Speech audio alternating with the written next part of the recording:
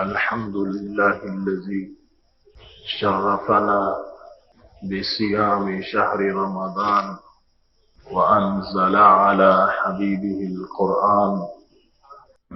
الصلاة والسلام على حبيبه محبوب الإنس والجان وعلى آله وأصحابه أجمعين هدى للناس. صدق الله العظيم وصدق رسوله النبي الكريم الأمين. إن الله وملائكته يصلون على النبي يا أيها الذين آمنوا صلوا عليه وسلموا تسليما. الصلاة والسلام عليك يا سيدي يا رسول الله وعلى آلك وأصحابك يا حبيب الله. مولاي صل وسلم دائما أبدا على حبيبك خير الخلق كلهم. هو الحبيب الذي ترجى شفاعته لكل هول من الأهوال مقتحم. منزه عن شريك في محاسنه فجوهر الحسن فيه غير منقسم. مولاي صل وسلم دائما أبدا على حبيبك خير الخلق كلهم. اللہ تبارک و تعالی جل جلالہ وعم نوالہ واتم برہانہ وعظم شانہ کی حمد و ثنا اور حضور پر نور شافع یوم النشور دستگیر جہاں غم گسار زماں سید سرواراں حامی بے کساں خدا تعالی کے حبیب دو جہاں کے طبیب احمد مجتبی جناب محمد مصطفیٰ صلی اللہ علیہ وآلہ وصحابہ وبارک وسلم کے دربار گہربار میں ہدیہ درود و سلام عرض کرنے کے بعد محترم سامعین، ماہ رمضان المبارک کی بخشش کا خصوصی عشرہ اپنی سعادتوں سے فرزندان اسلام کو نواز رہا ہے۔ رمضان المبارک کا دوسرا جمعۃ المبارک ہے۔ حالت روزہ میں ہم سب اللہ کی بارگاہ میں حاضر ہیں۔ دعا ہے خالق کائنات جل جلالہ ہماری اس نہایت اہم حاضری کو اپنی بارگاہ میں قبول فرمائے۔ محترم سامعین، گزشتہ رمضان المبارک میں ایک نہایت اہم فکری موضوع پر گفتگو آپ نے سماعت کی، مفہوم قرآن بدلنے کی واردات۔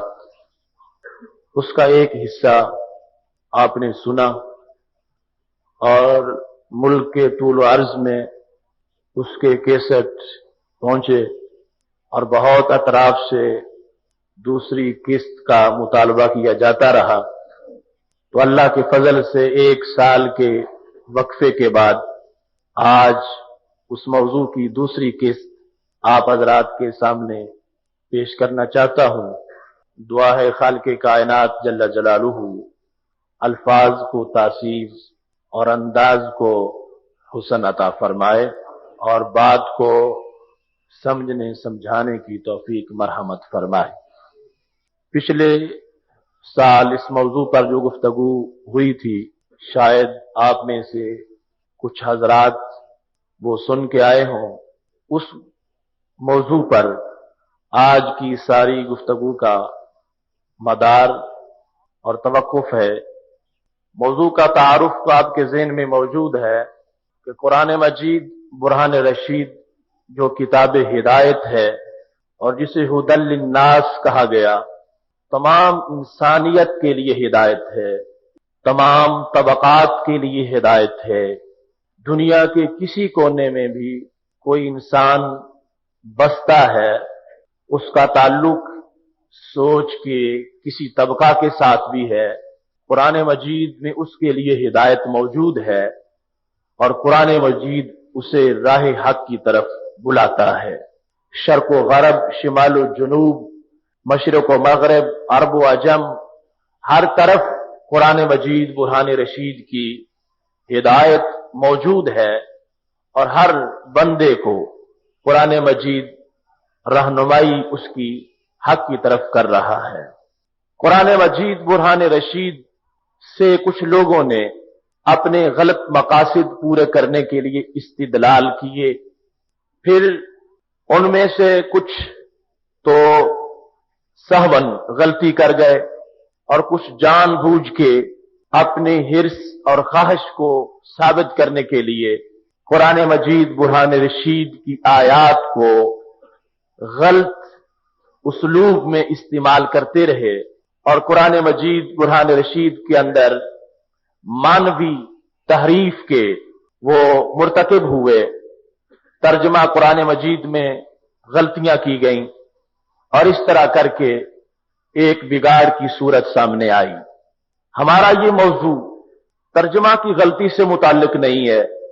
قرآن مجید کے ترجمہ کی غلطی کیونکہ کچھ بھی سوجھ بوجھ رکھنے والے انسان کے لیے جو کہ قرآن مجید پڑھتا رہتا ہے اور ترجمہ قرآن مجید سے کچھ آگہی اور واقفیت رکھتا ہے، وہ تقابلی طور پر بھی ترجمے کی ان غلطیوں پر مطلع ہو جاتا ہے۔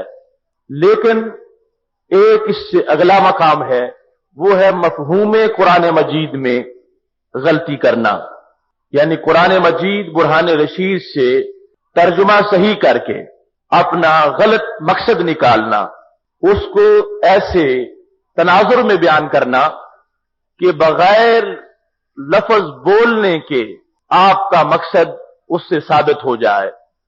جس طرح کہ کوئی شخص کسی کو کسی بات کا چکمہ دیتا ہے، لفظوں میں اس کا ذکر نہیں کرتا، اپنی حیث قضائی سے، اپنی حالت اور کیفیت سے، اپنے اشاروں سے ایک بات کا اظہار کرتا ہے، حالانکہ وہ واقع میں موجود نہیں ہوتی اور نہ ہی وہ اپنی زبان سے وہ کہہ رہا ہوتا ہے، لیکن مخاطب اس کے غلط مطلب کو سمجھتا ہے اور اس سے فریب کھا جاتا ہے اور اس کو غلطی لگ جاتی ہے۔ قرآن مجید برہان رشید کو کچھ لوگوں نے ایسے تناظر میں استعمال کیا، آیات کو صحیح پڑھا، ترجمہ بھی صحیح کیا، مگر قرآن مجید برہان رشید سے جو انہوں نے اس وقت ثابت کرنا چاہا، مفہوم جو لینا چاہا، وہ مفہوم قرآن مجید کی مرضی کے مطابق نہیں تھا، بلکہ وہ ان کا اپنا خود ساختہ مفہوم تھا، جس کو ثابت کرنے کے لیے انہوں نے قرآن مجید کا غلط استعمال کیا۔ اس مفہوم کی غلطی کی بہت سی مثالیں پچھلی قسط میں آئیں، اور ان میں وہ لوگ جو حضرت علی رضی اللہ تعالیٰ عنہ کے مقابلے میں نکلے تھے اور جنہیں خوارج کہا گیا، حضرت علی رضی اللہ تعالیٰ عنہ کو انہوں نے معاذ اللہ کافر قرار دیا، تو قرآن مجید کی آیت پڑھ کے انہوں نے یہ کفر کا فتویٰ لگایا، ان الحکم الا للہ، حکم اللہ کا ہے اور فیصلہ اسی کا ہوتا ہے، کیونکہ حضرت علی رضی اللہ تعالیٰ عنہ نے حضرت امیر معاویہ رضی اللہ تعالیٰ عنہ کے ساتھ صلح کرتے ہوئے غیر اللہ کو حکم مان لیا ہے اور غیر اللہ کو فیصل مان لیا ہے، لہذا انہوں نے قرآن مجید کی مخالفت کی ہے، اور قرآن مجید میں جو حصر کیا تھا کہ حکم صرف اللہ کا ہے، اس کی مخالفت کرنے کی وجہ سے معاذ اللہ یہ دائرہ اسلام سے خارج ہو گئے ہیں۔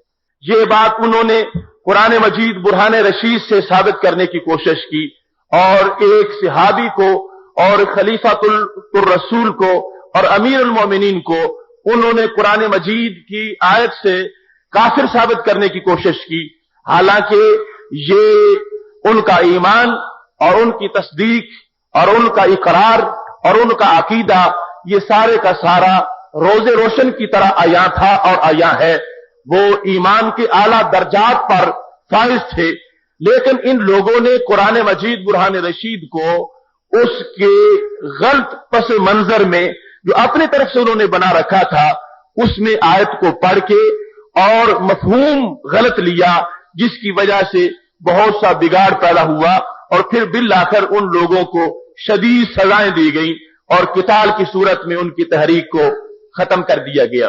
وہ ساری باتیں تفصیلاً پچھلے موضوع میں آ چکی ہیں۔ آج بھی ہم مزید کچھ ایسی مثالیں قرآن مجید سے سامنے لائیں گے، اور پھر موجودہ دور کے اندر جو لوگ فکری طور پر اس جرم میں ملوث ہیں کہ وہ قرآن مجید کے مفہوم کو غلط استعمال کر رہے ہیں، ان کی نقاب کشائی کریں گے، تاکہ اس ماحول کے اندر جو بہت سے ایسے مسائل پیدا ہو گئے ہیں جنہیں قرآن مجید کی بظاہر حمایت میں وہ پیش کرتے ہیں اور قرآن مجید کی آیات سے اپنا مطلب نکالنا چاہتے ہیں، حالانکہ ان کا حقیقت سے کوئی تعلق نہیں ہے، تو ہم نشاندہی کریں گے کہ یہاں کیسے وہ فکری واردات کر رہے ہیں، مفہوم کو بدلنے کی کوشش کر رہے ہیں، تاکہ سادہ لو مسلمان ان کے داؤ پیش سے محفوظ ہو جائیں اور قرآن مجید کی حقیقی ہدایت کی طرف ان کی رہنمائی ہو سکے۔ محترم سامعین، اس صورت میں ایک مفہوم کی غلطی شام کے کچھ لوگوں نے کی۔ حضرت علی رضی اللہ تعالیٰ عنہ کا دور تھا، تو شام کے کچھ لوگوں نے شراب کی حلت کا قول کیا۔ انہوں نے کہا کہ شراب پینا جائز ہے، اور انہوں نے یہ جواز قرآن مجید سے پیش کیا۔ حضرت علی رضی اللہ تعالیٰ عنہ کے پاس انہیں پیش کیا گیا۔ آپ نے انہیں جب ان سے پوچھا تم ایسا کام کیوں کرتے ہو؟ وہ بظاہر متقی لوگ تھے اور بڑے پرہیزگار نظر آ رہے تھے، تو آپ نے فرمایا تم شراب کیوں پیتے ہو اور جوئے کا مال کیوں کھاتے ہو؟ تو انہوں نے کہا اس کا تو ہمارے پاس جواز موجود ہے۔ آپ نے فرمایا کیا جواز ہے؟ تو انہوں نے 7ویں پارے کی یہ آیت پڑھی، اس اپنے مقصد کو ثابت کرنے کے لیے، لَيْسَ عَلَى الَّذِينَ آمَنُوا وَعَمِلُوا الصَّالِحَاتِ جُنَاحٌ فِي مَا طَعِمُوا اِذَا مَا اتَّقَوْا۔ جو لوگ ایمان لے آئے اور انہوں نے نیک کام کیے، ان پر کوئی حرج نہیں اس شے میں جو وہ کھا جائیں، ان پر کوئی حرج نہیں۔ جو مومن ہیں اور نمازیں پڑھتے ہیں، مومن ہیں اور روزے دار ہیں، مومن ہیں اور عمل صالح کرتے ہیں، ان پر کوئی حرج نہیں فی ما طعموا، جو بھی وہ کھا جائیں، خواہ وہ جوئے کا مال ہو، خواہ وہ شراب ہو، خواہ وہ شراب کی کمائی ہو، ان پر اس معاملے میں کوئی حرج نہیں، اذا متقوا، جب تک وہ ڈرتے رہیں۔ یہ آیت انہوں نے جواز کے طور پر پیش کی۔ اب جب اس کا ترجمہ ایک عام آدمی سمجھے گا، عام آدمی کے سامنے اس ترجمے کو بیان کر دیا جائے اور پھر اس سے یہ مفہوم اخذ کر کے بتایا جائے، تو عام شخص تو بالکل اس بات کو تسلیم کرنے پر آ جائے گا کہ اللہ تبارک و تعالیٰ نے تو مطلقاً اجازت دے دی ہے، صرف بندے کے لیے یہ شرط ہے کہ وہ مومن ہو اور پھر پرہیزگار ہو، یعنی دوسری پرہیزگاری اس میں موجود ہو، وہ نمازی ہو اور پھر شرابی ہو، وہ بظاہر یہ ساری پابندیاں کرنے والا ہو، لیکن اللہ نے اس کو کھانے پینے کے مسئلے میں بالکل بری کر دیا ہے۔ فی ما طعموا اذا ما اتقوا، جو بھی وہ کھا جائیں، خواہ وہ جوئے کا مال ہو، خواہ وہ شراب ہو، خالق کائنات نے ان پر کسی قسم کا کوئی حرج نہیں رکھا اور نہ ہی ان سے کوئی اس بارے میں پوچھ گچھ ہوگی۔ اب دیکھو کتنا بڑا اندھیرا استدلال تھا، دن کو رات کہنے والی بات تھی۔ اسی سورہ میں تو یہاں پر شراب کو حرام کیا جا رہا ہے اور اسی سے وہ استدلال جواز کا کر رہے تھے، اسی مقام پر تو جوئے کو چند آیات پہلے حرام کیا جا رہا ہے اور اسی سے وہ جواز کا استدلال کر رہے تھے۔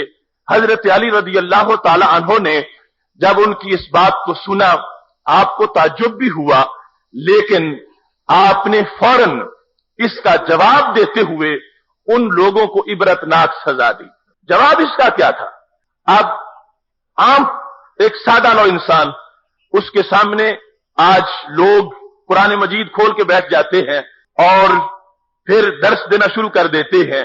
حدیث شریف تو بھی بعد کی بات ہے، بخاری و مسلم کی انداز اور آداب اور ان کو سمجھنے کے جو اسلوب ہے وہ تو بعد کی بات ہے۔ خود قرآن مجید برہان رشید میں دیکھیے کس قدر گہرائی ہے اور کس قدر اس سے لوگ گمراہی بھی حاصل کر لیتے ہیں۔ اما الذین فی قلوبہم مرض فزادتہم رجسا الی رجسہم وماتوا وہم کافرون، جن کے دلوں میں مرض ہوتا ہے، قرآن مجید برہان رشید سے ان کا رجس، گندگی بڑھتی ہے، कुरान मजीद से उनमें नूर पैदा नहीं होता, कुरान मजीद से उनमें गंदगी और गलाजत बढ़ती जाती है और फिर वो गुमराही और कुफर की हालत में ही दुनिया से चले जाते हैं। हालांकि वो कुरान मजीद से इस किस्म का ताल्लुक भी बनाए हुए हैं, लेकिन इसके बावजूद चूंकि दिल में मर्ज मौजूद है, लिहाजा कुरान मजीद के कसरत मुताला से चूंकि उन्होंने खुतूती वो अपना रखे हैं जिनसे उनके मर्ज को ग़िज़ा मिलती है, शिफा नहीं मिलती, लिहाजा वो सारी जिंदगी साथ मुतल्लिक भी रहते हैं लेकिन मर्ज बढ़ता रहता है। युदिल्लु बिही कसीरा व यहदी बिही कसीरा, उनके हिस्से से कुरान मजीद से वो दलालत और गुमराही पा लेते हैं जिसकी वजह से दीन और दुनिया के लिहाज से वो लोग खाइब व खासिर हो जाते हैं।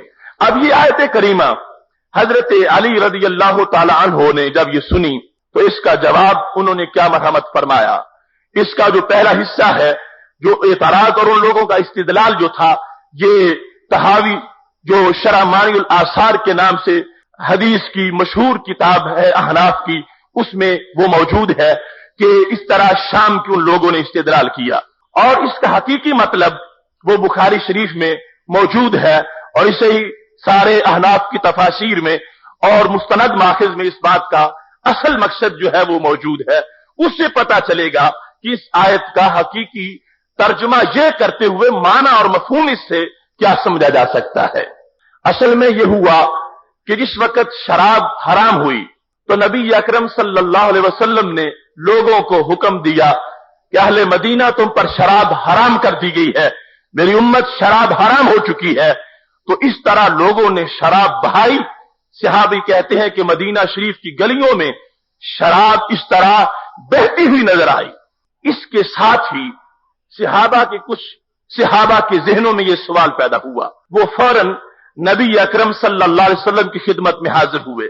उन्होंने जो उनके दिलों में अचानक नफरत शराब की पैदा हो गई और इसको इतना उन्होंने गंदा अपने नजदीक समझ लिया और वाकई उनके नजदीक इसको करार दे दिया गया, तो उन्होंने कहा या रसूल अल्लाह सल्लल्लाहु अलैहि वसल्लम क़ुतिला कौमुन वहिया फी बुतूनिहिम, हमारे भाई जो मुसलमान थे और अब तक वो शहीद हो चुके हैं, वो जब शहीद हुए थे तो शराब उनके जिस्मों में थी, उनके पेटों में शराब मौजूद थी, तो अब उनका क्या बनेगा।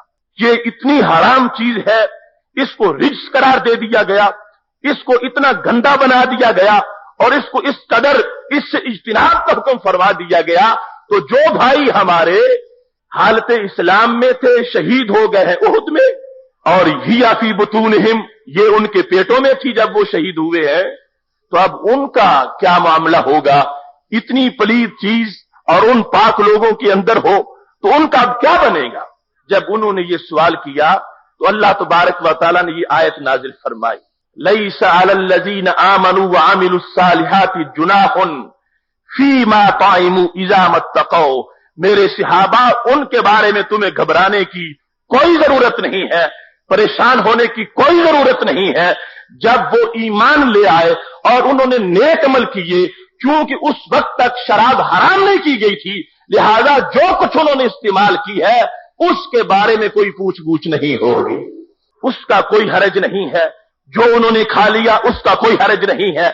दुनिया से चले गए जब उन्होंने दूसरा तकवा इख्तियार कर रखा था, जो उस वक्त का निसाब था उस पर पूरे उतर रहे थे, ये बात उनके निसाब में शामिल ही नहीं की गई थी। लिहाजा मेरे महबूब के गुलामों, तुम्हें परेशान होने की कोई जरूरत नहीं है, उन्हें इस बारे में किसी किस्म का कोई सवाल नहीं किया जाएगा। अब ये हकीकी मतलब है, तर्जमा तो एक होगा मगर मफहूम ये है, अगर अब कोई हवा परस्त आदमी, हिरस और ख्वाहिश का पुजारी आज खड़ा हो जाए और कहे कि शराब की हुर्मत पर हमें महज कोसा जाता है, ये तो जायज है, और कुरान मजीद की ये आयत पढ़े और अपना ये इस्तिदलाल करना चाहे तो कर सकेगा, लेकिन उसका ये मफहूम निकालना सरासर गलत होगा, सरासर झूठ होगा, उसका हकीकत से कोई ताल्लुक नहीं होगा।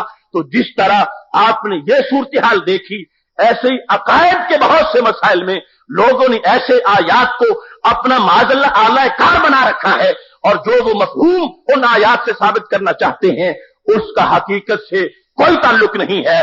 जैसे यहां इस आयत में शराब की हिल्लत का हकीकत के साथ कोई ताल्लुक नहीं है। दूसरी मिसाल देखिए, हम जिंदगी में नेक अमल करते हैं तो हमारे ऊपर एक खौफ सवार है कि कल हमारी पूछ होगी, हर सांस का हिसाब होगा, हर लफ्ज का हिसाब होगा, हाथ का हिसाब होगा, कान का हिसाब होगा, दिन का हिसाब होगा, रात का हिसाब होगा, मेरी सुबह का हिसाब होगा, शाम का हिसाब होगा, मेरे हर महीना और हर साल का हिसाब होगा। लिहाजा बंदा उस हिसाब से डरता हुआ अपनी जिंदगी तकवे के साए में गुजारने की कोशिश करता है। लेकिन अगर कोई शख्स आज एक तहरीक का आगाज करे और कहे कि मैं लोगों को बेअमल बनाना चाहता हूं और मैं लोगों को इस खौफ से निजात देना चाहता हूं जो इन पर, इनके ज़हनों पर तारी है, और हर वक्त कोई तस्बीह पढ़ रहा है, कोई नफल पढ़ रहा है, कोई नमाज पढ़ता है, कोई रोजा रख रहा है, इस खौफ से मैं इंसानी हुकूक के पेश नजर इंसान को बरी करना चाहता हूं और इसका वो अपना मंशूर पेश करता हुआ वो दलील कुरान मजीद से पेश करे। किस तरह? कुरान मजीद के 27वें पारे में है, सूरह रहमान में, फयौमइज़िल ला युसअलु अन ज़ंबिही इंसु वला जान। क़यामत के दिन इंसान और जिन से उसके गुनाह के बारे में कोई सवाल ही नहीं होगा। ला युसअलु अन ज़ंबिही, इसके गुनाह के बारे में पूछा ही नहीं जाएगा। इंसु वला जान, ना तो इंसान से कोई सवाल होगा और ना ही जिन से कोई सवाल होगा। तो जब सवाल नहीं होगा तो हमें फिर मरने की जरूरत क्या है, भूखा रहने की जरूरत क्या है, प्यास बर्दाश्त करना, यखबस्ता रातों में क्याम करना, सारी जिंदगी डर डर के तकवे के साए में गुजारना और जिंदगी भर मुहतात और पाबंद रहना, इसे की जरूरत क्या है? तो सवाल ही नहीं है। ना दिन की हरकत का सवाल है, ना रात के काम का सवाल है, ना हाथ के काम का सवाल है, ना जुबान के काम का सवाल है। जिन्नो इंसान से तो कोई सवाल ही नहीं किया जाएगा। खुद खालिक के कायनात फरमा रहा है, उसने माज़अल्लाह बंदे को खाने पीने के लिए पैदा किया है, लिहाजा खाओ पियो और बिल्कुल इन लोगों की उलमा की बात को ना सुनो, मस्जिद की तरफ ना जाओ और नेकी के काम ना करो, इस वास्ते कि यही जहान है, यही जिंदगी है। फिर कोई सवाल होगा ना कोई जवाब होगा, इस वास्ते कि अल्लाह ने कुरान में फरमा दिया है, ला युसअलु अन ज़ंबिही इंसु वला जान, इंसान और जिन से कोई सवाल नहीं होगा। अब तर्जुमा तो यही है, तो क्या मफहूम भी ये है? क्या कुरान मजीद का पैगाम भी ये है? क्या कुरान मजीद की दावत भी ये है? क्या कुरान मजीद का मिजाज भी ये है? क्या कुरान मजीद का खुलासा भी ये है? वो तो हर लम्हा बंदे को डरा रहा है। मा यल्फिज़ु मिन कौलिन इल्ला लदैहि रकीबुन अतीद। ऐ बोलने वाले होश करके बोल, तू बोलता है, तेरे कंधों पे बैठने वाले तेरे हर लफ्ज को लिखने के लिए बैठे हैं। हर सांस का हिसाब होगा, हर लम्हे का हिसाब होगा, हर मिनट का हिसाब होगा। ये पूरी की पूरी जिंदगी तेरी हिसाब में गुजरेगी, तो इससे सवाल होगा, पूछा जाएगा। अब उधर वो शख्स जो ये आयत पेश करता है, तर्जमा भी यही करेगा और मफहूम जो निकालेगा वो मफहूम इस्लाम से दूर का ताल्लुक भी नहीं रखता। अब सादा लो इंसान कहेगा कि मैं तो सब कुछ छोड़ के कुरान के पीछे आया हूं और कुरान की बात ही मानता हूं। तो जब इस आदमी के कहने पर कुरान की बात मान लेगा तो क्या वो कामयाब हो जाएगा? यकीनन नाकाम हो जाएगा, जहन्नमी बन जाएगा। क्यों? इस वास्ते कि कुरान मजीद का मफहूम समझने के लिए सारी आयात को देखना पड़ता है और तर्जुमा फिर समझ में आता है कि इसमें हकीकी मतलब क्या है। अब हम देखते हैं तो यहां पर है कि उससे सवाल नहीं किया जाएगा, लेकिन दूसरे मकाम पर सूरह हजर में अल्लाह ताला का फरमान 14वें पारे में क्या है? फरमा फवरब्बिका लनसअलन्नहुम अजमाइन अम्मा कानू यामलून। महबूब मुझे तेरे रब की कसम, फवरब्बिका मुझे तेरे रब की कसम, लनसअलन्नहुम हम जरूर इनसे सवाल करेंगे। लाम भी ताकीद के लिए, नून भी ताकीद के लिए, अजमाइन सारे लोगों से सवाल करेंगे। अम्मा कानू यामलून जो भी ये करते रहे, जो भी इन्होंने किया, दिन को किया, रात को किया, पहले पहर को किया, पिछले पहर को किया, हाथ से किया, जुबान से किया, आंख से किया, कान से किया, जो भी ये कर रहे हैं महबूब हम हर चीज का इनसे सवाल करेंगे। ये भी आयत है कुरान मजीद की, वो भी आयत है कुरान मजीद की। और फिर मजीद 23वें पारे में है साफात में, वाकिफूहुम इन्नहुम मसऊलून, फरिश्तों जरा इनको ठहराओ यहां पर, इनसे पूछा जाएगा। इन्नहुम मसऊलून, इन्हें अभी जल्दी ना ले जाओ, मैं इनसे पूछना चाहता हूं। मैंने इनको पैदा किया था, इन्होंने कितने मेरे हकूक पूरे किए हैं, मैं इनसे पूछना चाहता हूं। मसऊलून, ये सवाल किए जाएंगे, इनसे सवाल होगा, इनके सवाल के बगैर नहीं छोड़ा जाएगा। अब ये आयत तो इतनी ताकीद के साथ सवाल को लाजिम करार दे रही है कि सवाल जरूर होगा। लनसअलन्नहुम, अल्लाह ताला ने कसम भी पहले उठाई, महबूब तेरे रब की कसम, हम जरूर इनसे सवाल करेंगे। जो तुझे तंग करते हैं, जो तुम्हें पत्थर मारते हैं, तुम्हारी राहों में कांटे बखेरते हैं, तुम्हारी तौहीन करते हैं, मेरा हुक्म नहीं मानते, इन गाफिलों से, इन फासिकों फाजिरों से, इन काफिरों मुनाफिकों से हम जरूर सवाल करेंगे। सबसे सवाल होगा, मोमिन से होगा, काफिर से होगा। हम मा कानू यामलून, जो भी ये करते रहे हैं, बंदा इंसान जो भी करता है, हर चीज का इससे सवाल होगा। अब कुरान मजीद वो भी वाज़े नजर आ रहा है, ला युस्अलु, ला नफी के लिए है, ला युस्अलु अन ज़ंबिही इंसु वला जान, ना इंसान से सवाल होगा ना जान से सवाल होगा। तो अब मतलब क्या है? मतलब तर्जुमा यही है जो मैं कर रहा हूं, कोई तर्जुमा आप पढ़ें। लेकिन अगर कोई शख्स यहां से फिक्री वारदात करना चाहता है, वो लोगों को बेअमल बनाने के लिए, दीन से दूर करने के लिए यहां से इस्तिदलाल कर सकता है। लेकिन हकीकी मकसद इन आयात का क्या है? क्योंकि कुरान मजीद तो कुरान है ही इसलिए कि इसमें कोई इख्तिलाफ नहीं है। अलहम्द से लेकर वन्नास तक ये सारा एक ही उसलूब पर है, कहीं भी इसकी आयात आपस में अपोजिट नहीं है, इसके मजमून नहीं टकराते। तो फिर अब वाज़े तौर पर ये एक सादा इंसान को तो इतना बड़ा फर्क नजर आएगा, तो ये फर्क दूर कैसे हो सकता है? ये फर्क तब दूर हो सकता है जब इंसान को तर्जुमा कुरान मजीद के साथ अल्लाह की बारगाह से दी हुई हिदायत भी हासिल हो। वो कुरान मजीद बुरहान रशीद को सिर्फ अल्फाज के तर्जुमे पर इक्तिफा करने वाले लोगों की इक्तिदा में ना जाए, बल्कि जो कुरान मजीद के मफहूम पर पहरा देने वाले हैं उनकी बात को भी सुने।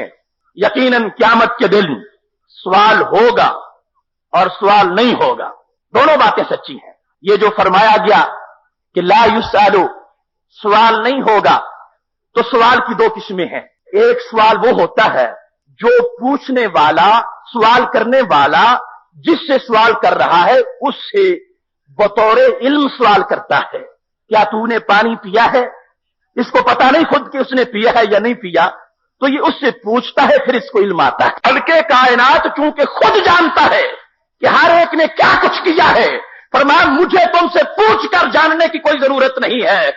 उस दिन जिन्नो इंसान से पूछा नहीं जाएगा कि तुमने क्या कुछ किया था, मुझे खुद ही सब कुछ मालूम है। ला युस्अलु अन ज़ंबिही इंसु वला जान, तुम्हें ये ना मुगालता रहे कि चूंकि हमने ही बताना, नहीं बताएंगे तो उसको पता कैसे चलेगा, हम बताएंगे ही नहीं तो फिर सामने बात किस तरह आएगी। अल्लाह ताला ने फरमाया इस मुगालते में ना रहना, मुझे तुमसे पूछने की जरूरत ही नहीं है।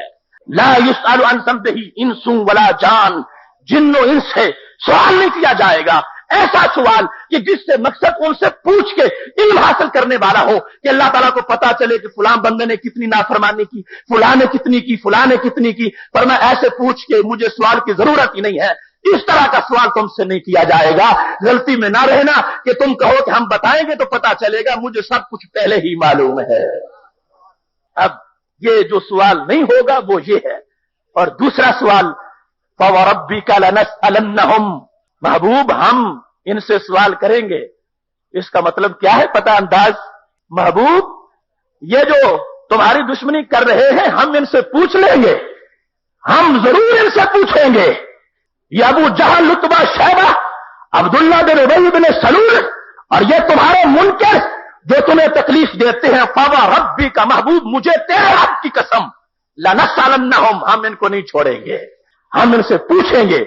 इस सवाल से मुराद तौबीख वाला सवाल है जो डांटने के अंदाज में होता है, झिड़कने के अंदाज में। वो जो झिड़क रहा है पहले जानता है किसने ये गुनाह किया है, सवाल जानने के लिए नहीं कर रहा, झिड़कने के लिए कर रहा, तूने ये किया है।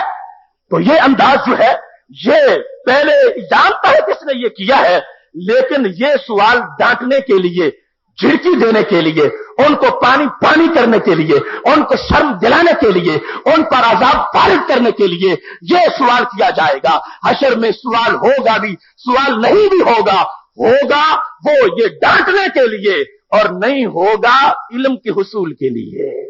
اب دونوں طرح کی آیات ہیں، اور بظاہر کتنا ان میں آپ فرق محسوس کر رہے تھے، لیکن حقیقت میں کوئی فرق نہیں ہے، اس واسطے کہ ہم نے مفہوم نہیں چھوڑا قرآن کا، جو قرآن مجید کا خلاصہ ہے کہ سوال ہوگا انسان سے، جو قرآن مجید کا اصل آنے کا مقصد ہے، وہ چونکہ ہم نے اس کو سامنے رکھتے ہوئے یہ بات دیکھی ہے تو ہمارے سامنے روشنی ہو گئی ہے کہ وہ جو فرمایا گیا کہ سوال نہیں کریں گے اس کا یہ مقصد ہے، اور جو فرمایا گیا کہ سوال ضرور کریں گے اس کا یہ مقصد ہے۔ کتنا آدمی پریشان ہوتا ہے، مجھے بڑا تعجب آتا ہے جب کوئی شخص کہتا ہے کہ میں نے فلاں درس سنا اور وہ تو قرآن مجید سے یہ ثابت کر رہے تھے۔ قرآن مجید سے کیا کچھ نہیں ثابت کیا جا سکتا؟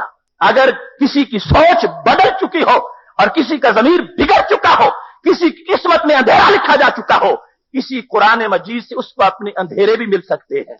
اب دیکھو یہ شخص جو کہ کسی طرح کا اگر ایجنٹ بن جائے آج این جی اوز کا اور انسان کے حقوق کے نام پر وہ لوگوں کو بالکل بے خوف کرنا چاہے تو اسی آیت سے استدلال کر کے وہ بڑے بڑے پوسٹر چھپوا سکتا ہے، لا یسأل عن ذنبہ انس ولا جان، انسان کا تو کوئی حساب نہیں ہوگا، لہذا لوگوں جو چاہو کھاؤ پیو، کوئی بھی ڈرو نہیں، اس واسطے تم سے تو پوچھا ہی نہیں جائے۔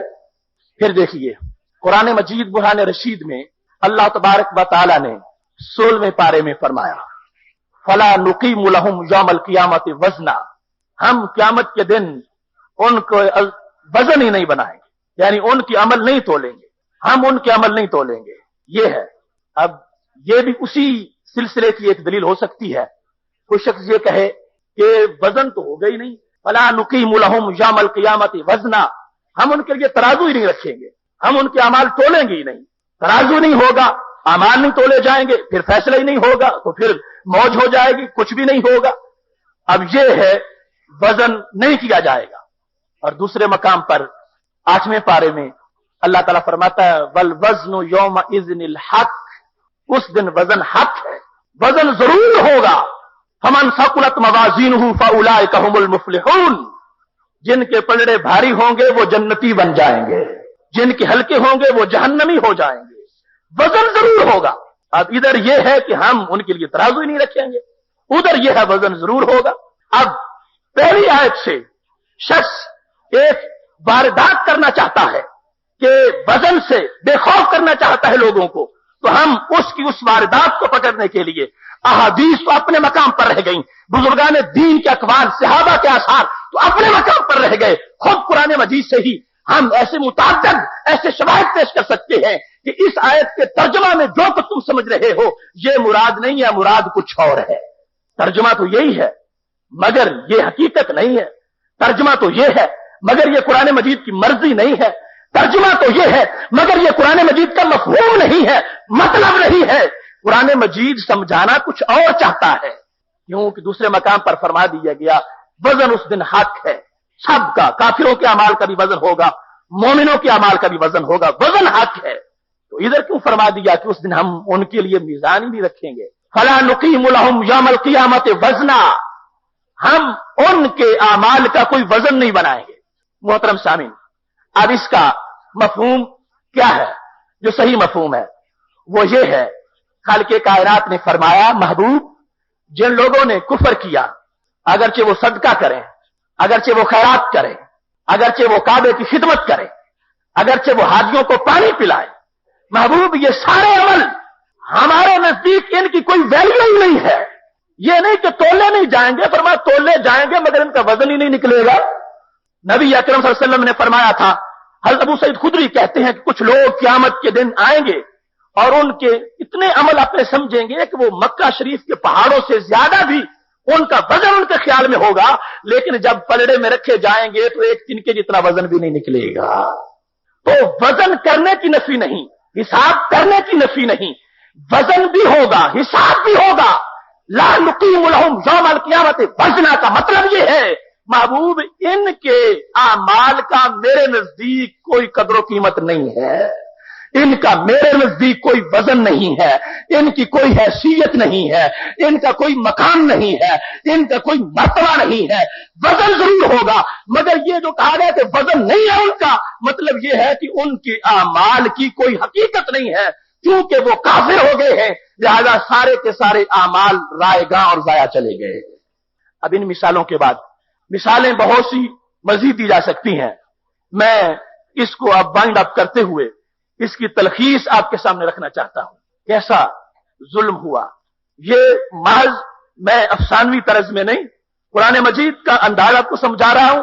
और अगर आप तारीख में जाकर पीछे देखें तो हर जगह से किसी न किसी ने ठोकर खाई है और इन बातों को लेके वो आगे चला है।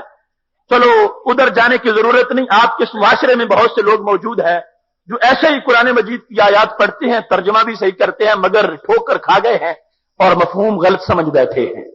रबीउल अव्वल शरीफ का महीना होता है, मुस्लिम उम्मा मिलाद शरीफ मना रही होती है, खुशियां होती हैं, वजद सरूर होता है और हर तरफ अहले ईमान पर बहार आई हुई होती है।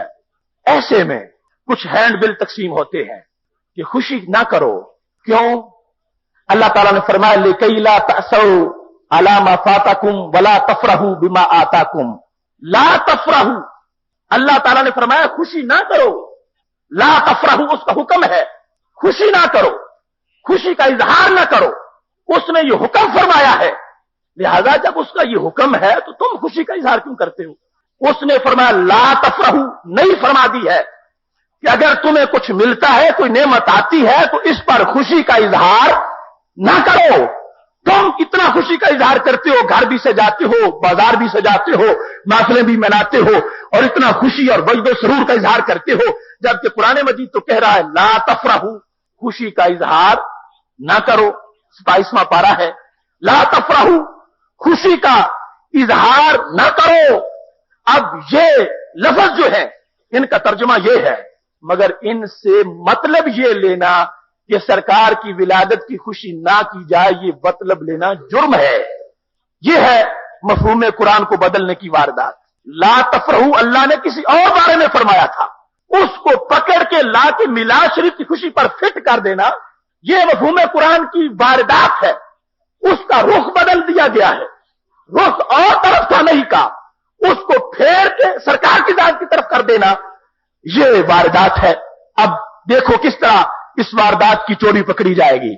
अल्लाह तबारक व तआला ने यह बताना चाहा कि लोगों, जो तुम पर कोई तकलीफ पहुंचती है उस पर भी इतना कोई अफसोस ना करो, और जो तुम्हें खुशी आती है उस पर भी खुशी का इजहार ना करो। सब अल्लाह की तरफ से आ रहा है। यह खबर अल्लाह फरमाता मैंने क्यों दी, लिकई ला तअसौ, ताकि तुम अफसोस ना करो, अला मा फातकुम, उस चीज पर जो तुम्हें नहीं मिल सकी, वला तफरहू, और उस पर तुम खुशी का इजहार ना करो जो तुम्हें मिल चुकी है। कौन सी खुशी? वो खुशी जो तकब्बुर के तौर पर की जाती है, वो खुशी जो तकब्बुर के तौर पर की जाती है। इससे वो खुशी मुराद नहीं जो शुक्र के अंदाज में की जाती है। अल्लाह ने उस खुशी से मना फरमा दिया जो किसी को बेटा मिले तो शराब की दावतें करना शुरू कर दे, किसी को माल मिले तो शराब के जायके उड़ाना शुरू कर दे। अल्लाह ने फरमाया तकब्बुर न करो, खुशी अगर करनी है कुल बिफज़लिल्लाहि व बिरहमतिही फबिज़ालिका फलयफ़रहू, मेरा फजल है तो दोनों आयत है। मैंने अब जो पढ़ी 11वें पारे की आयत है, उधर था ला तफरहू, खुशी ना करो, इधर है फलयफ़रहू, अमर है कि खुशी ये किया करें। अब दोनों चीजें आ गई, खुशी करो ना करो। आम इंसान तो पजल हो जाएगा कि वाकई में एक चीज हो सकती है जायज, या खुशी करना जायज है या ना करना जायज है। कुरान मजीद दोनों को फरमाता है खुशी ना करो और फिर कहता है खुशी करो। अब यह जुल्म होगा कि अगर कोई आपको सिर्फ वो आयत सुना के मिलाद शरीफ की खुशी से रोकना चाहे तो उसने बहुत बड़ी ज्यादती की कुरान मजीद के साथ, इस वास्ते के कुरान मजीद का उसलूब ये है, खुशी की दो किस्में हैं। एक वो खुशी है जो तकब्बुर में की जाती है और एक वो खुशी है जो शुक्र के अंदाज में की जाती है। फल यफरहू में जो खुशी मनाने का हुक्म है, ये वो खुशी है जो आजिज़ी और तकब्बुर से की जाती है। खुदा तेरा शुक्र है कि तूने अपने महबूब हमें अता फरमा दी है। लिहाजा मिलाद शरीफ की खुशी یہ ला तफरहू का हिस्सा नहीं है, ये फल यफरहू का हिस्सा है। कुरान मजीद इसका तकाजा कर रहा है। जिस तरह पिछली आयात तुमने देख ली, हिसाब होगा, सवाल होगा, सब कुछ होगा। अगरचे मुकाबले में दूसरी आयात भी पेश की जा रही थी, लेकिन उनका हकीकत से कोई ताल्लुक नहीं था। ऐसे ही मिलाद शरीफ की खुशी कुरान मजीद को मतलूब है, और जो मुकाबले में आयत पढ़ी जा रही थी वो ऐसी नहीं थी, उसका ताल्लुक और बात से था। खुशी तकब्बुर वाली अल्लाह को पसंद नहीं है, बल्कि खुशी करो अल्लाह की शुक्र में, शुक्र के अंदाज में सहाबा ने खुशी की थी। मुस्लिम शरीफ में है, वो मस्जिद नबवी शरीफ में बैठे हुए तज़किरा कर रहे थे सरकार की आमद का। सरकार बाहर निकले तो फरमा मेरे सहाबा क्या कर रहे हो? तो कहने लगे नदउल्लाह व नहमदुहु अला मा हदाना लिदीनिना व मन्ना अलैना बिका। महबूब हम ये कह रहे हैं फजल रब्बुल उला, और क्या चाहिए? मिल गए मुस्तफा, और क्या चाहिए? ये इस हदीस शरीफ का तर्जुमा है, सही मुस्लिम के अंदर मौजूद है। जब उन्होंने इस खुशी का इजहार किया तो सरकार ने फरमाया मेरे सहाबा कसम उठाओ। जब सहाबा ने कसम उठाई तो फरमाया लम अस्तहलिफकुम तुहमतन, मैंने तुहमत के लिए शक की बुनियाद पर तुमसे कसम नहीं ली। असल में जानी जिब्रील फअखबरनी अन्नल्लाह युबाही बिकुमुल मलाइका, अभी जिब्रील मुझे बता के गए हैं ए ज़मीन पे बैठकर मेरी खुशी मनाने वालों, अर्श अजीम पे खुदा तुम पे फख्र कर रहा है। अब ला तफरहू या ला तफरह इन्नल्लाह ला युहिब्बुल फारिहीन, ये कोई आयात पढ़े और मकसद ये हासिल करना चाहे, कितनी बदनसीबी और बदबख्ती है उसकी। अगर उसको दूसरी आयत का पता नहीं तो फिर कम अज कम मुताला तो कर ले, और अगर पता होने के बावजूद भी वो उसकी तरफ मुतवज्जह नहीं होता और गलत मतलब लोगों को समझाता है, तो इससे बड़ी दुश्मनी अल्लाह के महबूब के साथ और क्या हो सकती है कि वो कुरान मजीद जो उनकी खुशी का हर लफ्ज में इज़हार करता है, उनकी आमद की खुशी उसी कुरान को पढ़कर रोकी जाए तो ये मफहूम कुरान पर वारदात हो जाएगी, जिससे ना कुरान राजी होगा ना साहिब कुरान राजी होंगे। फिर देखिए, ये कल की बात है कि मेरे पास एक मौलवी साहब डेल्टा रोड से आए, तो उन्होंने मुझे कहा कि मैं तो बड़ा परेशान हूं कि मुझसे बार बार लोगों ने मुझे आयत आकर दिखाई है और मैंने पढ़ी है, तर्जुमा तो यही है, तो मैं कोई जवाब नहीं दे सका, और मगर दिल नहीं मानता कि जो कुछ वो कहते हैं कि वो सही हो। उन्होंने कहा, उन्होंने मुझे आयत दिखाई है इन्नका ला तहदी मन अहबब्ता वलाकिन्नल्लाह यहदी मन यशा। महबूब आप जिसे चाहें आप उसको हिदायत नहीं दे सकते, अल्लाह जिसे चाहता है हिदायत अता फरमाता है। लिहाजा वो कहने लगे कि मुझसे वो बार बार कहते हैं कि नबी अकरम सल्लल्लाहु अलैहि वसल्लम तो उनका कोई इख्तियार नहीं था, वो तो किसी को हिदायत नहीं दे सकते थे, वो तो किसी को सीधा रास्ता बता नहीं सकते थे, वो हिदायत नहीं दे सकते थे, ये बार बार मुझे वो कहते हैं। तो मैंने कहा कितने अफसोस की बात है। अब ये मफहूम कुरान का मौजू मैंने इस वास्ते मुंतखब किया कि कुरान मजीद बुरहान रशीद को माज़अल्लाह आला कार बनाकर ये लोग गलत तबलीग कर रहे हैं। कुरान मजीद की आयात सबको सामने रखने से फिर मफहूम का पता चलेगा। जैसे मैंने अमसाल की सूरत में आपके सामने ये बात रख दी है, वही अंदाज हर जगह अपना आ जाएगा, तो फिर पता चलेगा कि हकीकत में कुरान कहना क्या चाहता है। इन्नका ला तहदी मन अहबब्ता, आप जिसे चाहें उसे हिदायत नहीं दे सकते, लेकिन अल्लाह जिसे चाहता है हिदायत देता है। इस आयत के एक हरफ का भी इनकार नहीं हो सकता और इस तर्जमे का भी इनकार नहीं हो सकता। ये ठीक है, मगर इससे ये मुराद लेना कि वो तो उनको कोई इख्तियार नहीं था, वो तो कुछ कर नहीं सकते थे, वो तो हिदायत नहीं दे सकते थे, माज़अल्लाह ये उसलूब निकाल के लोगों के सामने पेश करना ये बहुत बड़ा जुर्म है। क्यों? इस वास्ते कि अगर नबी अकरम सल्लल्लाहु अलैहि वसल्लम ने हिदायत लोगों को नहीं देनी थी तो क्या करने दुनिया में आए थे? उनको भेजने का मकसद क्या था? सरकार को भेजने का मकसद ही यह था कि लोगों को बुतों से हटाकर अल्लाह की तरफ ले जाओ, और इसी को तो हिदायत कहते हैं। जो कुफर में डूबे हुए हैं, इनके कुफर को तोड़कर कुफर के ताले तोड़ो और इनके दिलों में अल्लाह की तौहीद के बीज बो दो।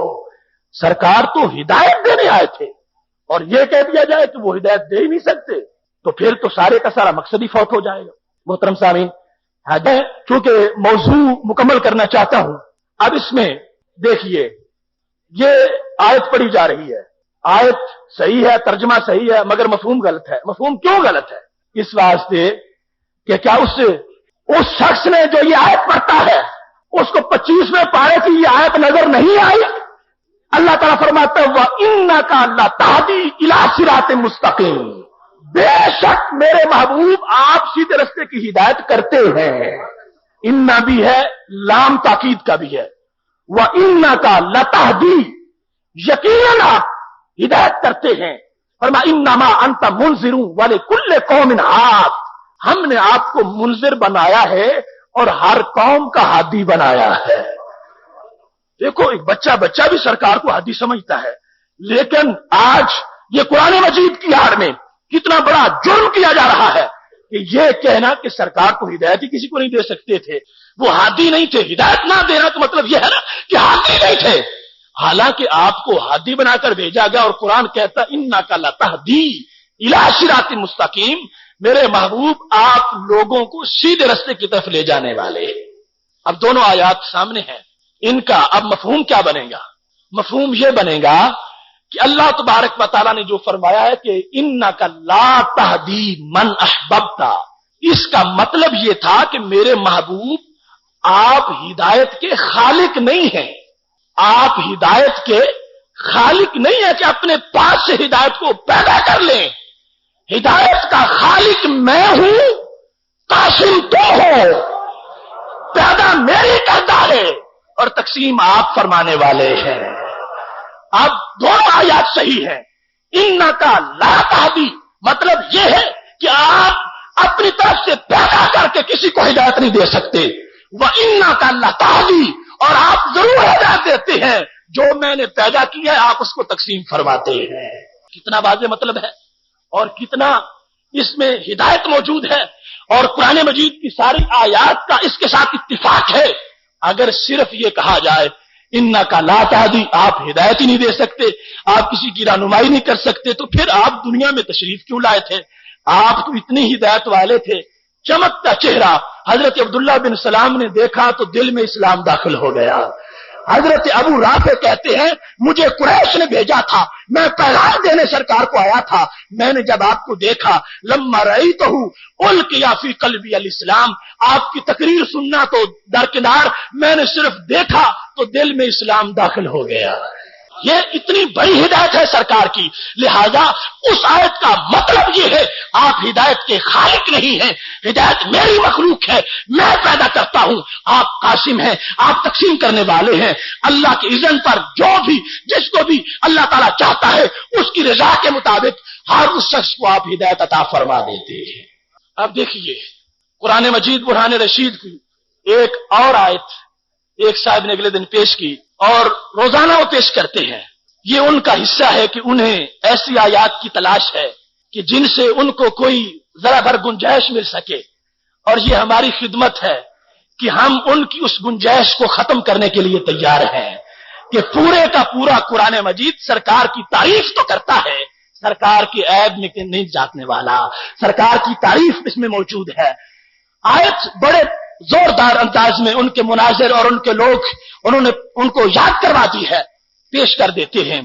قل لا املک لنفسی نفعا ولا ضرا الا ما شاء اللہ، میرے محبوب آپ لوگوں سے فرما دیں کہ میں اپنے نفس کے لیے، اپنی ذات کے لیے کسی نفع نقصان کا مالک نہیں ہوں مگر جو اللہ تعالیٰ چاہتا ہے۔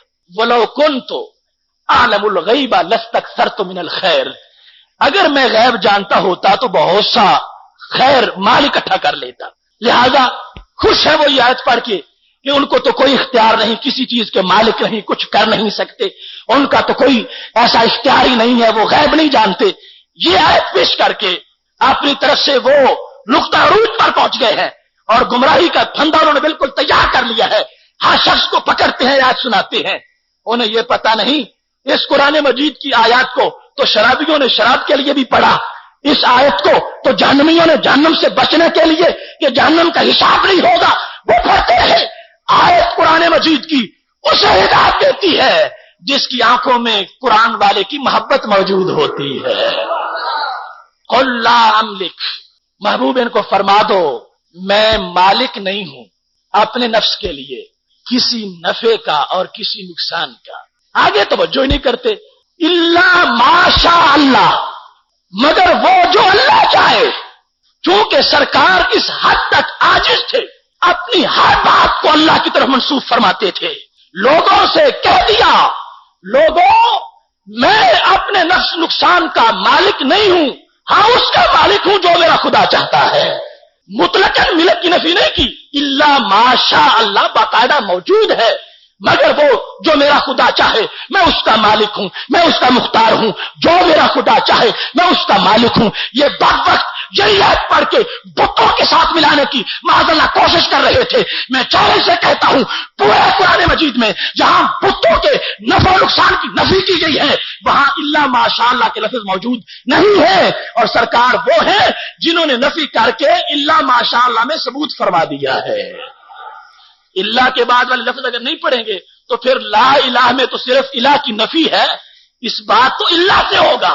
اللہ کے اندر اتنا بڑا اس بات ہے کہ جس اس بات کے قریب پھر کوئی نفی نہیں جا سکتی۔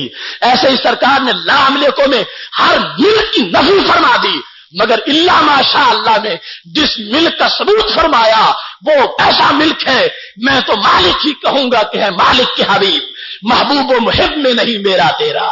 جو شخص یہ آیت پڑھتا ہے اگر اس میں تھوڑی سی بھی غیرت ایمانی ہو تو کاش اپنے ضمیر سے پوچھ لے، اس بندے سے پوچھا جائے کیا تو نماز پڑھ سکتا ہے یا نہیں پڑھ سکتا؟ وہ کہے گا پڑھ سکتا ہوں۔ تو کیا نماز اس کے خیال کے مطابق، ہمارے کے خیال کے مطابق تو کوئی اس کو فائدہ نہیں دے رہی، اس کے خیال کے مطابق کیا اس کی نماز اس کو فائدہ دے گی یا نہیں دے گی؟ وہ کہے گا دے گی۔ تو کیا تو نے معاذ اللہ نبی کو اپنے سے بھی ادنا سمجھ لیا؟ تو اپنے آپ کو فائدہ پہنچا سکے اور نبی نہ پہنچا سکے، یہی مطلب ہے نا لا املک لنفسی نفعا، میں اپنے نفس کو کوئی فائدہ نہیں پہنچا سکتا۔ یہ اس انداز میں پیش کر رہے ہیں کہ سرکار معاذ اللہ طاغوت اور بت کی طرح ہے، کوئی فائدہ نہیں اپنے آپ کو پہنچا سکتے۔ ارے بدتمیز، تو اپنے آپ کو فائدہ پہنچا سکتا ہے تو وہ رسولوں کے امام فائدہ کیوں نہیں پہنچا سکتے؟ کبھی سوچا ہی نہیں انہوں نے کہ کتنی بڑی ہم جسارت کر رہے ہیں، کس انداز میں۔ اس آیت کا مقصد یہ ہے، سرکار فرماتے ہیں میں ذاتی طور پر تو تنکے کا مالک بھی نہیں ہوں، مگر جو خدا چاہے اس کا مالک ضرور ہو۔ ذاتی طور پر اتنی عاجزی ہے اور یہی حقیقت ہے، فرمایا میں کسی شے کا اپنے لیے بھی مالک نہ ہوں، میں اوروں کو جو جنتیں عطا کرتا ہوں یہ سب کچھ میرے خدا کی دی ہوئی چیزیں ہیں۔ یہ وہ بخاری شریف کی حدیث شریف ہے جو نبی اکرم صلی اللہ علیہ وسلم نے فرمایا تھا۔ حضرت عقبہ بن عامر کہتے ہیں خرج رسول اللہ صلی اللہ علیہ وسلم فصلی علی اہل احد صلاۃ المیت، آپ احد کے شہیدوں کے مزارات پر تشریف لے گئے، آپ نے وہاں ایسی نماز ان پر پڑھی جیسے کہ میت پر پڑھی جاتی ہے۔ ثم انصرف الی المنبر، پھر سرکار منبر پہ بیٹھے اور منبر پر بیٹھ کر سرکار نے تقریر فرمائی۔ بخاری شریف جلد نمبر 1 صفحہ نمبر 179 پر وہ سرکار کا خطاب موجود ہے، اور اس کا ہر لفظ سنی کے ہر عقیدے کو ثابت کرنے والا ہے۔ سرکار جب منبر پہ بیٹھے تو صحابی نے پہلی وضاحت اس لیے کر دی کہ کوئی بدبخت یہ نہ کہے کہ خواب کی بات تھی، کہ سرکار پڑھ کے ہاتھ ادھر سے احد کے شہداء سے واپس جب آئے تو منبر پر بیٹھ گئے۔ منبر پر بیٹھ کر آپ نے کیا فرمایا؟ فرمایا انی فرط لکم، میرے صحابہ، میری امت، میں تمہارا فرط ہوں۔ فرط کون ہوتا ہے؟ فرق اسے کہتے ہیں کہ سارا قافلہ پیچھے ہو اور ایک پہلے چلا جائے جو جا کر ان کے رہنے کا بندوبست کر دے۔ میں تمہارا فرد ہوں، تم قیامت تک پہنچو گے، بعد میں آؤ گے، پہلے حشر میں کھڑا ہوں گا، صراط کے پاس موجود ہوں گا، کوثر کے جام میرے ہاتھ میں ہوں گے، صراط مستقیم اور ترازو پر کھڑا ہوں گا۔ میری امت گھبرانے کی بات نہیں، میں پہلے جا کے تمہارے لیے جنت کو آباد کر دوں گا، میں تمہارے لیے فرد ہوں۔ نفع دیا یا نہ دیا، نفع والوں کو ہوگا جو اس کا عقیدہ رکھتے ہیں۔ بخاری کی حدیث پہلا لفظ یہ ہے، فرمایا میں تمہارا فرد ہوں، پھر انا شہید علیکم، میں تمہارا گواہ بھی ہوں، شرم رکھنا، بعد میں عمل کرنا، نمازوں کو نہ چھوڑنا، میری امت میں تمہارا گواہ ہوں، تمہیں دیکھ رہا ہوں گا، میں تمہارا گواہ ہوں، میں تمہارا گواہ ہوں، تمہارا فرد بھی ہوں، تمہارا گواہ بھی ہوں، تمہارے آگے بھی ہوں، تمہارے ساتھ بھی ہوں، شہید علیکم، میں تمہارا گواہ بھی ہوں۔ فرمایا انی واللہ، خدا کی قسم، خدا کی قسم، سرکار اٹھا رہے ہیں، انی واللہ لانظر الی حوضی الان، خدا کی قسم اس مسجد نبوی کے منبر پر بیٹھ کر میں اب بھی حوض کوثر کو دیکھ رہا ہوں، اب بھی حوض کوثر کو دیکھ رہا ہوں۔ یہ وہ نگاہ ہے جن کے بارے میں میرا یہ عقیدہ ہے کہ وہ گنبد خضرا سے ہمیں دیکھ رہے ہیں۔ یہ ہم نے گھڑا تو نہیں، یہ تو سرکار کا فرمان، زمین پہ بیٹھ کر جنت کا حوض کوثر۔ فرمایا خدا کی قسم انظرو مظاہرے کا صیغہ ہے جو اصطلاح کے مطابق تجدد اور ثبات پر دعوت کرتا ہے کہ میں ہر لمحہ اس وقت بھی حوض کوثر کو دیکھ رہا ہوں۔ یہ کہنے کے بعد آپ نے کیا فرمایا؟ اگلا حصہ وہ کیا ہے؟ سرکار نے ارشاد فرمایا وَإِنِّي وَاللَّهِ أُوتِيتُ مَفَاتِيحَ خَزَائِنِ الْأَرْضِ۔ توجہ ساری حدیث کی طرف رکھنی ہے۔ انی واللہ، قسم اٹھا کے سرکار فرما رہے ہیں خدا کی قسم، اوتیتُ مفاتیح خزائن الارض، زمین کے سارے خزانوں کی چابیاں اللہ نے مجھے عطا فرمائی ہے۔ یہ کسی دیوان کی بات نہیں، میں شعر پڑھ کے تمہیں دلیل نہیں دے رہا، کتاب اللہ کے بعد صحیح بخاری کا مرتبہ ہے اور اس سے حدیث تمہارے سامنے پیش کر رہا ہوں۔ سرکار کے یہ اپنے لفظ ہیں اور ہم تک سند صحیح سے پہنچے ہیں، خواب کی بات نہیں، بیداری کی بات ہے۔ سرکار نے قسم اٹھا کے کہا خدا کی قسم، اوتیتُ مفاتیح خزائن الارض، خزائن خزانہ کی جمع ہے، فرمایا ایک دو خزانوں کی نہیں، اللہ نے زمین کے سارے خزانوں کی چابیاں مجھے عطا فرما دی ہے۔ جو جاتا ہے اس لیے نوازتے ہیں، چابیاں ان کے پاس ہیں۔ پھر فرمایا میرے صحابہ واللہ انی لا اخاف علیکم ان تشرکوا بعدی، یہ بھی ہماری حمایت سرکار نے فرما دی۔ فرمایا خدا کی قسم مجھے اپنے بعد تمہارے مشرک ہونے کا کوئی خطرہ نہیں ہے۔ میری امت لا اخاف علیکم ان تشرکوا بعدی، مجھے تمہارے مشرک ہونے کا کوئی خوف نہیں ہے۔ ولکنی اخاف علیکم ان تنافسوا، فرمایا ہاں دنیا کی محبت میں چلے جانے کا خوف ہے، پیسے کی محبت آ سکتی ہے، مال کی محبت آ سکتی ہے، مگر میری امت کبھی بھی شرک تم میں نہیں آ سکتا۔ جن دلوں میں میری محبت اور میرے خدا کی محبت آ گئی ہے ان دلوں میں کبھی بھی غیر کی محبت پھر نہیں آ سکے گی۔ یہ سرکار کا فرمان ہے اور اس کا ہر لفظ جو ہے حدیث کا، اس کو دیکھو کہ سرکار کتنا فائدہ دیتے ہیں، کس قدر فائدہ دیتے ہیں۔ ارے فائدہ کیا تصور ہم کر سکتے ہیں؟ وہ لوگ جو جہنم کے گڑھے میں گرے ہوئے تھے، سرکار کو انہوں نے حالت ایمان میں دیکھا تو جنتوں کے وارث بن گئے۔ کتنا بڑا فائدہ ان کو ملا کہ سرکار نے فرمایا جس نے انہیں بھی دیکھ لیا وہ بھی جہنم میں نہیں جا سکتا۔ یہ ان کا فائدہ ہے۔ اور آیت کا دوسرا حصہ لو کنت عالم الغیب لاستکثرت من الخیر، اگر میں غیب جانتا ہوتا تو میں بہت خیر اکٹھی کر لیتا۔ اس کے بھی بہت سے جواب ہیں، وقت کے اختصار کے پیش نظر اب میں آپ کی توجہ اس بات کی طرف دلانا چاہتا ہوں، یہ آیت جو سرکار فرما رہے تھے اگر میں غیب جانتا ہوتا، دیکھنا تو چاہیے کہ سرکار نے کس سن میں کس تاریخ میں یہ حکم فرمایا تھا، تاکہ پتا چلے کہ وہ اللہ تعالیٰ جو یہ فرماتا ہے کہ ما کان اللہ لیطلعکم علی الغیب ولکن اللہ یجتبی من رسلہ من یشاء، اللہ تمہیں غیب نہیں دیتا لیکن رسولوں کو غیب عطا فرما دیتا ہے۔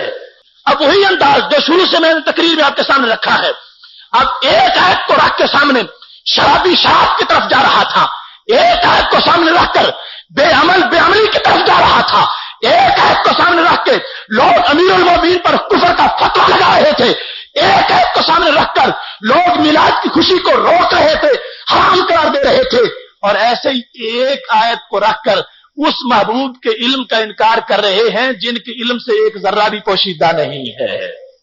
لو کنت عالم الغیب، بڑی رٹا دی گئی ان کو، کاش کے ادھر بھی توجہ ہو جاتی کہ یہ تو اس وقت حکم تھا جب تک سرکار کو غیب پر اللہ نے مطلع نہیں فرمایا تھا، اس وقت یہ تھا، اور جب مطلع فرما دیا پھر تو غیب آ گیا۔